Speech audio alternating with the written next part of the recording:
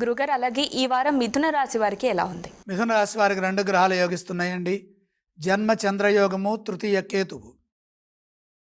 మానసిక శక్తితో మీ బాధ్యతలను మీరు ప్రారంభించండి. మానసిక దృఢత్వం శక్తినిస్తుంది. అప్పుడే ముఖ్య కార్యక్రమాల్లో విజయం కూడా లభిస్తుంది. ధైర్యంగా ముందుకు సాగండి. కుటుంబ సభ్యుల సూచనలు అవసరమవుతాయి.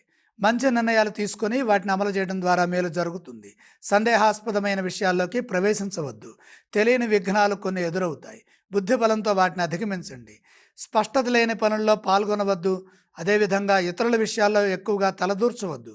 బాధ్యతాయుతంగా సకాలంలో మీరు పనిచేయండి. కృషికి తగిన ప్రతిఫలం వెంటనే లభిస్తుంది. విశ్వాసంతో ముందుకు సాగండి. ఉద్యోగంలో ఇబ్బందులు గోచరిస్తున్నాయి. శ్రద్ధగా పనిచేయండి. అధికారులతో సౌమ్యంగా సంభాషించండి. తోటివారి యొక్క సూచనలు తప్పనిసరిగా తీసుకోవాలి. ఒత్తిడి లేకుండా ముందుకు సాగండి. ఇదే విధంగా వ్యాపారంలో కూడా సున్నితంగా తెలివిగా వ్యవహరించడం ద్వారా సమస్యల నుంచి బయటపడతారు. శాంతంగా పనిచేయడం ద్వారా బ్రహ్మాండమైన ఫలితాలు వ్యాపారంలో కలుగుతాయి. ఆర్థికంగా సమిష్టి నిర్ణయాలు అవసరం. ఈ రాశి వారు ఏ స్తోత్రం పఠిస్తే బాగుంటుందంటారు? మిథున రాశి వారు నవగ్రహాలను స్మరించడం మంచిది. మరి ఈ రాశి వారు ఈ వారం ఏ ఆలయాన్ని సందర్శిస్తే బాగుంటుంది? నవగ్రహ దర్శనం మేలు చేస్తుంది. అలాగే ఈ రాశి వారు ఏవేవి దానం చేస్తే బాగుంటుందంటారు? నవధాన్యము, గోసమర్పణం చేయండి.